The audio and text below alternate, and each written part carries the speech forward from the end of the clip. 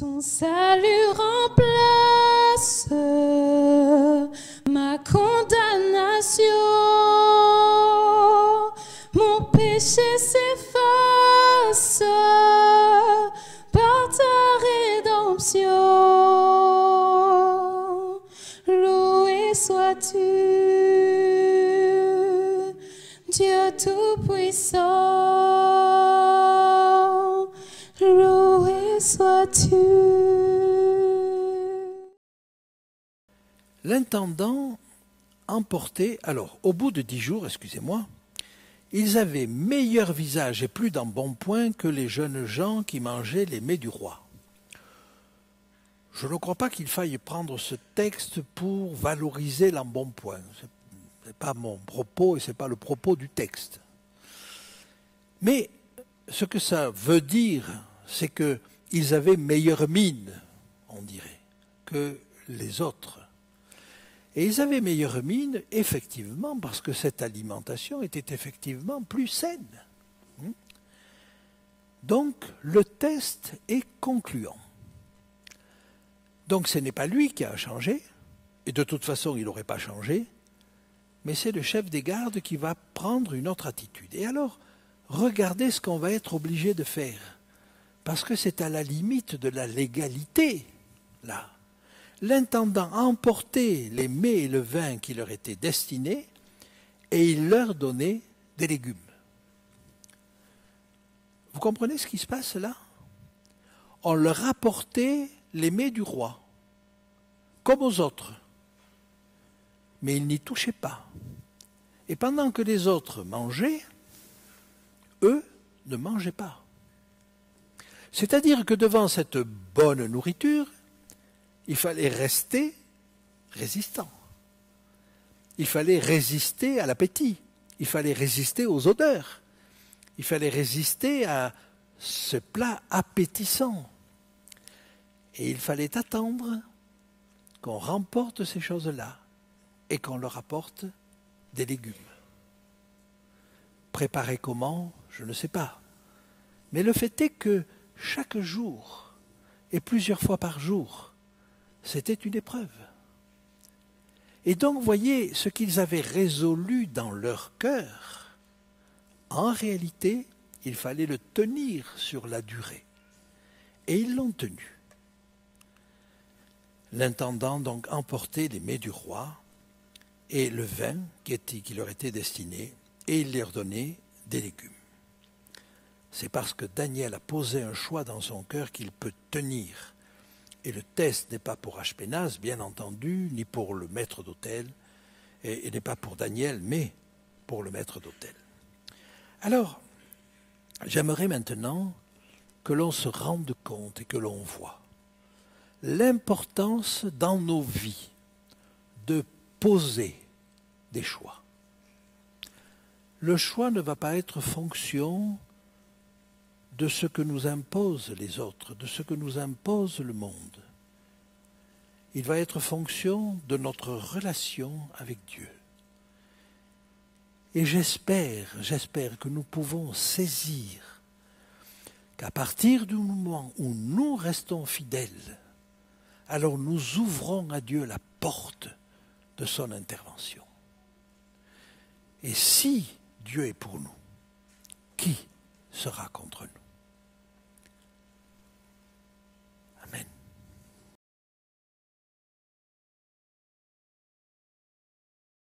Cette fin du chapitre 1 du livre de Daniel recèle encore quelques pépites que j'aimerais partager avec vous. J'aimerais donc avancer dans ce texte pas à pas, parce qu'il mérite qu'on s'attarde à chaque pas. Dieu accorda à ces 4 jeunes gens de la science, de l'intelligence dans toutes les lettres et de la sagesse, et Daniel expliquait toutes les visions et tous les songes. Alors les mots qui sont employés là nous apparaissent comme une redondance de sagesse, de science, de savoir, tout ça, mais chacun a une définition beaucoup plus particulière. Le premier, qui est traduit par science, ça correspond au savoir. Et vous avez tous connu des gens qui ont beaucoup de savoir, mais c'est un savoir disparate, un savoir qui n'est pas relié, qui n'est pas cohérent, un savoir qu'ils ne savent pas transmettre. Eh bien, c'est ce savoir-là, la connaissance de base. Et nous avons besoin, dans toutes les techniques, dans toutes les sciences, d'un certain savoir de base.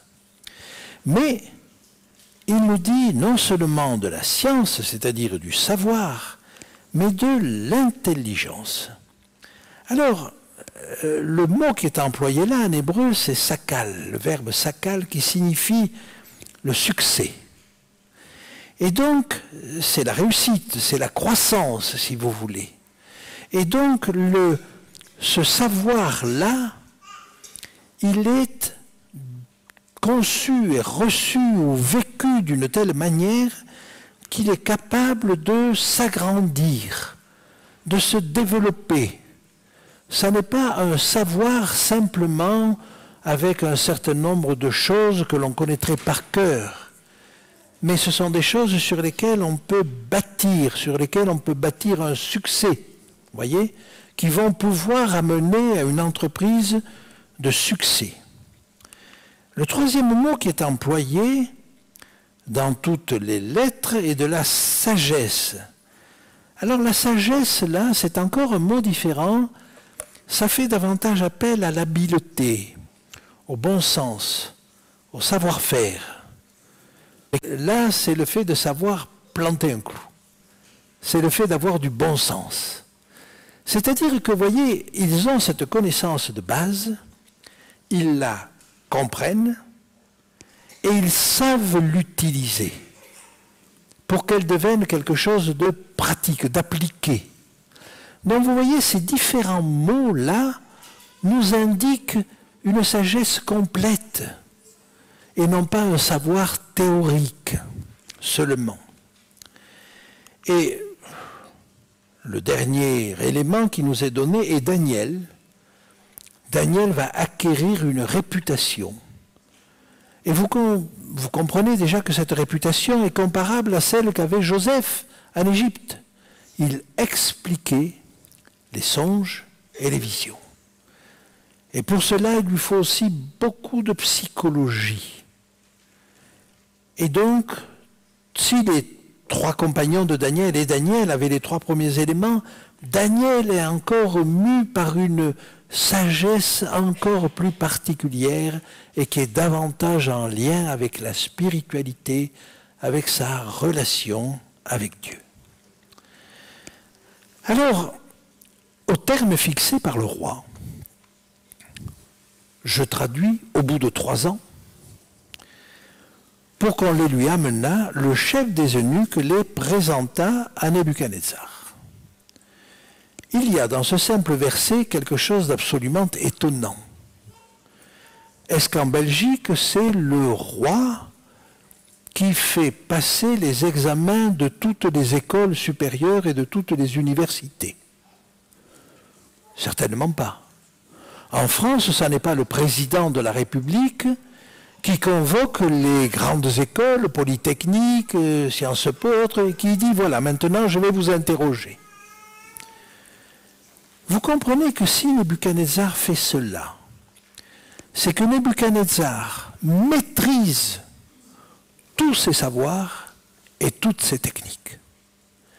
Et donc vous voyez l'homme exceptionnel qui se trouve là à la tête de ce royaume.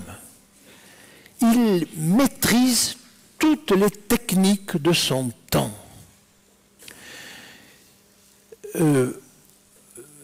C'est certainement le plus brillant des rois de l'Antiquité. Et c'est lui qui a fait le royaume, même s'il a duré peu, puisque l'hégémonie babylonienne a duré 70 ans. C'est lui qui a fait la civilisation la plus brillante. Et vous comprenez pourquoi, quand il va voir ce colosse au pied d'argile, au chapitre 2, Daniel va pouvoir lui dire de la part de Dieu, tu es la tête d'or. Ça n'est pas pour rien. Les techniques développées par Nebuchadnezzar, le fait de s'entourer des intelligences les plus brillantes et le fait de pouvoir faire jeu égal avec ces intelligences et dans tous les domaines est déjà quelque chose d'exceptionnel.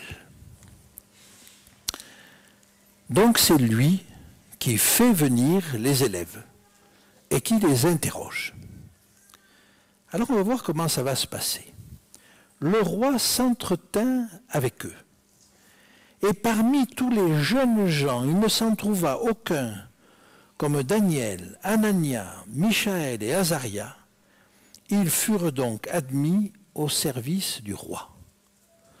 C'est-à-dire que parmi tous les étudiants qui étaient là, et qui n'étaient pas que des Hébreux, vous aviez des gens qui venaient de tous les pays sur lesquels Nebuchadnezzar dominait.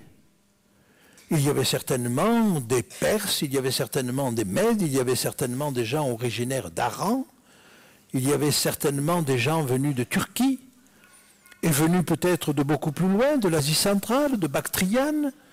Tous ces pays, puisque vous savez que Nebuchadnezzar avait une domination extrêmement large, large au point que Daniel va reconnaître que toute la terre a les yeux fixés sur Nebuchadnezzar, ayant donc des étudiants de la meilleure qualité, choisis, déjà sélectionnés dans leur pays pour venir dans cette université babylonienne, eh bien de tous ces jeunes gens-là, au fait de leur capacité intellectuelle, ils n'en trouvent aucun comme ces 4 jeunes Hébreux.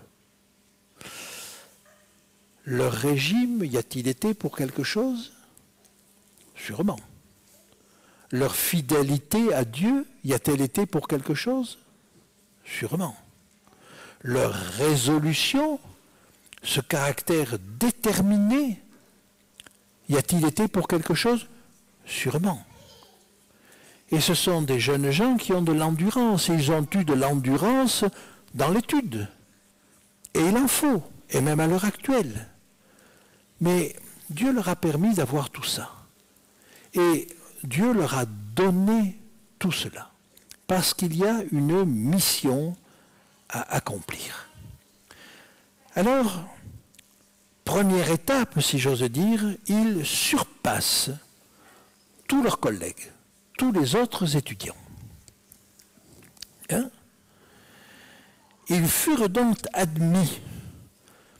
Le texte dit qu'ils se tiennent debout. Ils se tiennent à leur place. Nebuchadnezzar va considérer qu'ils sont aptes à tenir les fonctions, les plus hautes fonctions du palais. Et vous voyez que ça n'est pas rien. Ce sont des jeunes gens. Je ne sais pas quel âge avait Daniel quand il est arrivé là, mais peut-être 17 ans, 18 ans, peut-être même moins, mais enfin c'est autour de ces âges-là. Parce que c'est déjà une élite qu'il a pris.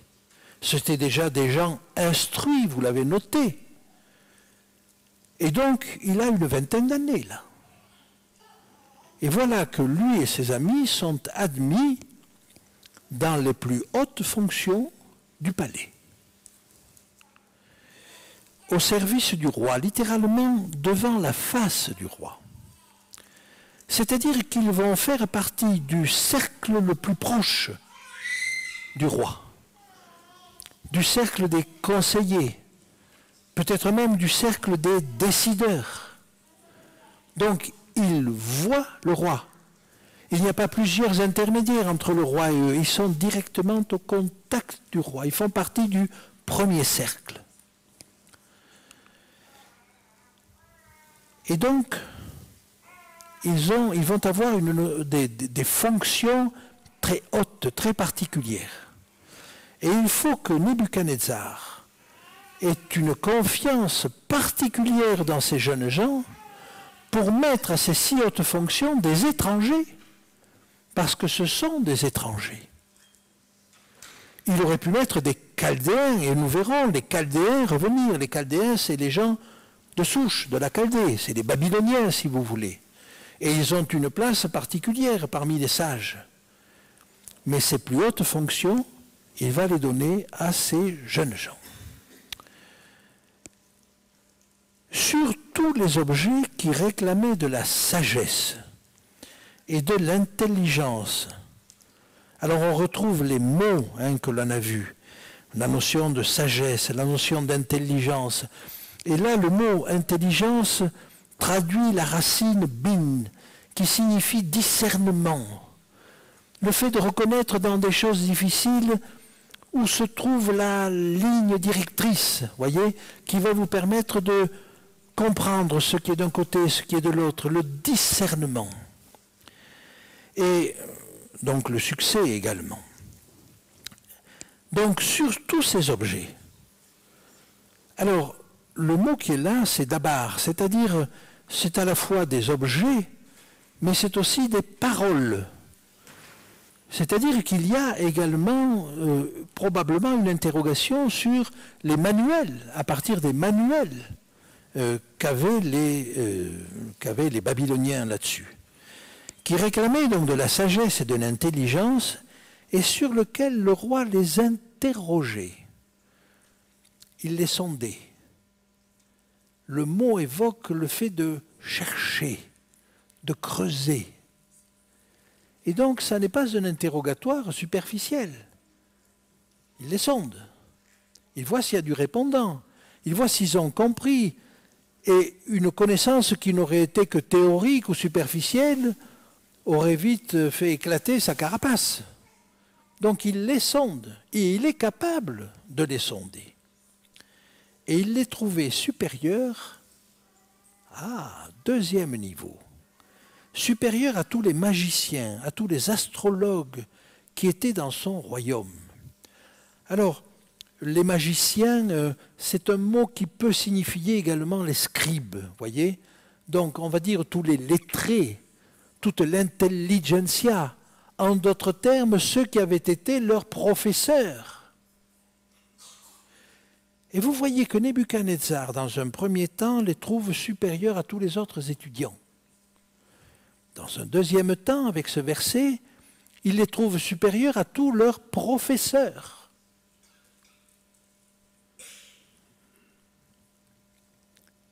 Il se trouve donc en face de jeunes gens particulièrement doués. Mais il est capable de le mesurer. Et vous voyez l'intelligence qui se trouve là dans Nebuchadnezzar. Et le livre de Daniel, dans sa première partie, jusqu'au chapitre 4, va mettre face à face, mais non pas en opposition, deux hommes supérieurement intelligents. Nebuchadnezzar d'un côté, Daniel de l'autre. Et ces deux hommes exceptionnels, mais qui ont des cultures complètement différentes, vont se rencontrer, s'affronter peut-être, et finalement aller dans la même direction. Et ça, c'est l'histoire de Daniel et de Nebuchadnezzar. Alors nous la verrons en détail, mais comprenez qu'il y a là des personnages tout à fait exceptionnels. Je continue. Et nous trouvons au verset 20 la chose suivante. Il les trouvait 10 fois supérieurs à tous les magiciens et astrologues qui étaient dans son royaume. Et là, je crois qu'une étape de plus est franchie. S'il les avait trouvés 2 fois supérieurs, il avait encore une mesure. Il connaissait la valeur de ces sages, de ces astrologues, de ces scribes, de ces magiciens, mais il pouvait l'évaluer, la sonder. Et il pouvait trouver qu'ils étaient 2 fois supérieurs, 3 fois supérieurs. Le 10, que nous indique-t-il? Il n'a plus de mesure. Il n'a plus de mesure parce que probablement lui-même se sent dépassé par la sagesse de ces jeunes gens. Alors le texte ne le dit pas explicitement, bien entendu, Et Nebuchadnezzar ne peut pas le dire non plus. Mais le fait de les trouver 10 fois supérieurs me dit entre les lignes qu'après les avoir trouvés supérieurs aux autres étudiants, après les avoir trouvés supérieurs à tous leurs professeurs, il se sent lui-même dépassé. Et j'aimerais que l'on comprenne que Nebuchadnezzar a dû être troublé, parce qu'il n'avait pas de vis-à-vis de sa taille, de sa force intellectuelle dans la plupart des cas. Il dominait, et il dominait de loin. Et là, il se trouve en face de jeunes gens qui peut-être le dominent dans certains domaines. Alors avançons, si vous voulez. 10 fois supérieur. 10 fois supérieur, il ne peut plus le mesurer. Nebuchadnezzar avait rassemblé à Babylone non seulement des étudiants de partout et l'intelligentsia de chaque pays, mais il avait rassemblé des professeurs de partout et les meilleurs également. Donc si vous voulez, c'était l'équivalent des plus grandes écoles mondiales. Je ne sais pas, on pourrait parler du MIT aux États-Unis, on pourrait parler de Polytechnique ou de Normale Supérieure. Mais voyez, c'était vraiment le top du top. Et c'est dans ce cadre-là qu'il va rencontrer Daniel et ses 3 compagnons. Ainsi fut Daniel jusqu'à la première année du roi Cyrus. Là, on comprend que ce livre de Daniel n'a pas été rédigé au jour le jour, parce qu'il fait référence à un événement qui va avoir lieu environ 70 ans plus tard. Cyrus est un Perse, et Cyrus va régner sur Babylone à la fin de la domination et de l'hégémonie babylonienne, c'est-à-dire 69 ans plus tard exactement. Nous en reparlerons également. Et donc la rédaction de ce livre fait le bilan. Et ce n'est que sur la fin du livre, au chapitre 10, 11 et 12, mais 10 en particulier, qu'il est fait allusion au règne de Cyrus. L'allusion à ce règne de Cyrus est certainement déjà une allusion au changement de dynastie. Avec Cyrus, on passe de la dynastie babylonienne à la dynastie médo-perse. C'est une allusion à la fin de la captivité.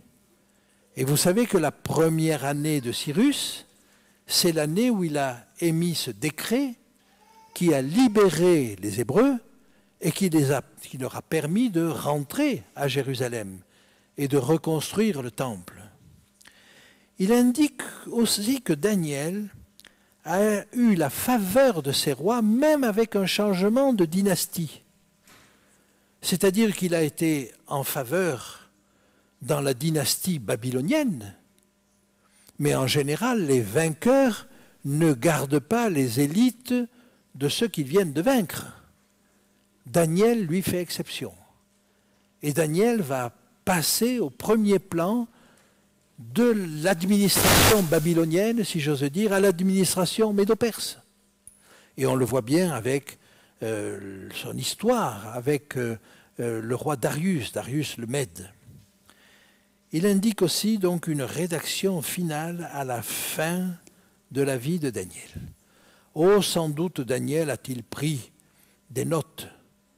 Mais vous voyez, il y a des choses qui ne peuvent être dites qu'à la fin de Daniel, et en particulier ce verset 21, « Ainsi fut Daniel jusqu'à la première année du roi Cyrus. » Alors, ce passage-là est, me semble-t-il, assez important, parce qu'il nous indique la constance de Daniel. Daniel a été au premier plan des affaires, alors qu'il avait 20 ans. Il a été au premier plan des affaires avec Darius le Mède, alors qu'il avait près de 90 ans. Quelle constance, quelle santé, si j'ose dire. Est-ce qu'on mettrait à la tête d'un pays, et d'un pays aussi glorieux que Babylone, un homme de 90 ans, nous ne le ferions pas. Et Daniel va être choisi par Darius le Mède. Il va être choisi, il va être l'interlocuteur de Cyrus, et nous aurons l'occasion d'en parler. C'est-à-dire qu'il va réaliser tout au long de sa vie une telle impression, il va donner une telle impression à ces différents rois, que ces différents rois vont vouloir l'avoir à leur côté, comme conseiller, comme surveillant, comme adjoint. Et vous voyez l'extraordinaire capacité que Dieu a donnée à Daniel. Eh bien, j'aimerais rapprocher cela, non pas d'une sagesse particulière de Daniel, non pas d'un don spécial que Dieu l'a donné, certes, mais rapprocher de ce que nous avons vu ce matin. Daniel résolu dans son cœur. Il y a de la sagesse chez Daniel. Et la sagesse, et la première des sagesses, c'est d'être résolu dans son cœur. Et une fois qu'il a résolu, alors il va utiliser toute son intelligence pour avancer dans ce chemin que Dieu ouvre devant lui.